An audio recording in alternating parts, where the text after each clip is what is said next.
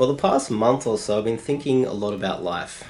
And when people say that, they usually mean what they want to do with their lives, whether it be careers, entertainment, leisure, how much money they make. But I've been thinking differently, of course. I've been thinking about how much of your life really is yours. How much of your life is really being lived to its full potential. Are you living? Are you really living? Or are you just existing? On average, you're going to get about 79 years on this big rock called Earth. If you live in Monaco, it's about 90. Chad, you're lucky to live to 50. Regardless, we don't get 79 years of freedom. We get responsibilities and things that we cannot ignore. Most importantly, our bodies. Assuming you sleep 8 hours a night, on average, about a third of your life will be spent sleeping. So right away, we're down to, 53 years. If you're lucky to live that long, chances are you're watching this video, you're going to have to go to school. In most of the first world, you spend about 8 hours a day, 5 days a week for 36 weeks a year. That amounts to about 17,280 hours spent in the classroom. But wait, we also have to factor in homework and out-of-school activities, among other things. So this is more like you got 25,000 hours over 3 years.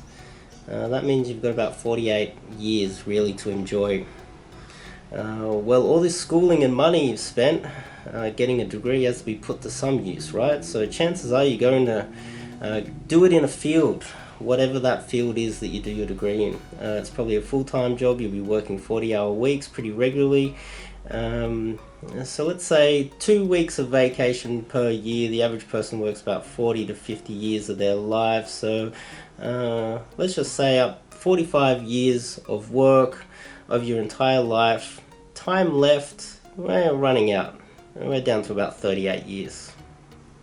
But wait, depending on where you commute, might vary how much time you spend just commuting backwards and forwards. On average, it takes 1.5 hours a day to commute to and from work.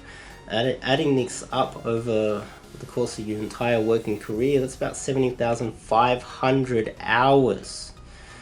It's another 2 years. We're down to 36 years. All of this work and studying really builds up an appetite, so you should probably eat something. On average, we spend about 70 minutes just eating food to survive.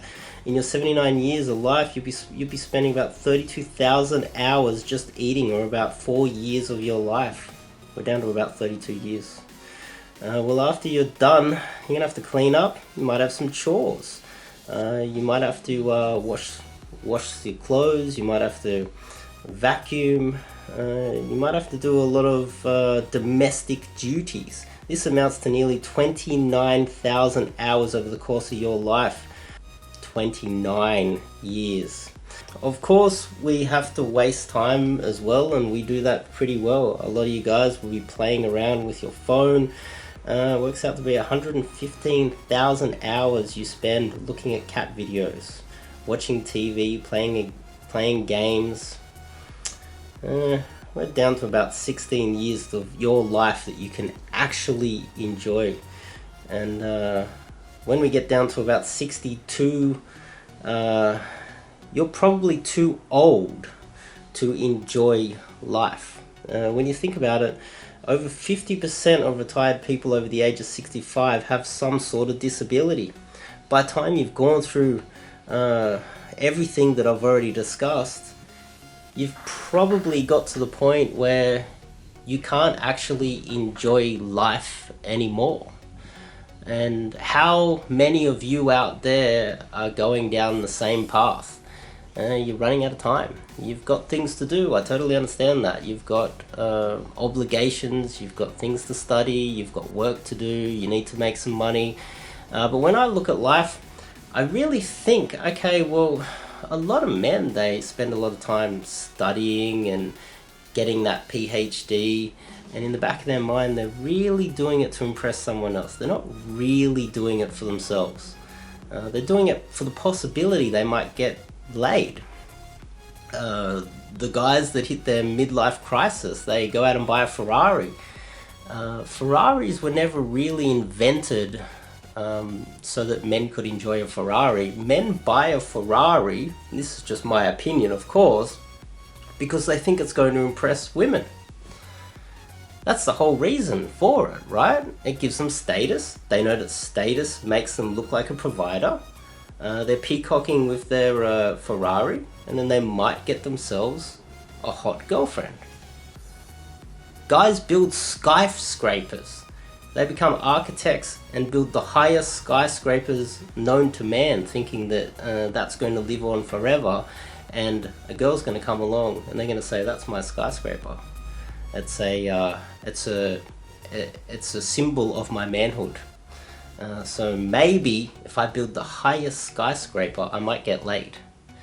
Men come along and they compare how much money they got in the bank. They compare how many businesses they've built. And nobody really cares. I don't care how much money you got in the bank, and I'm sure you don't care how much money I've got in my bank.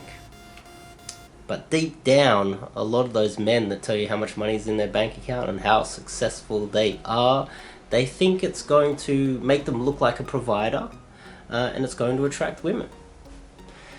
And so then we get to the whole point of this video altogether, and that is, there's a hack.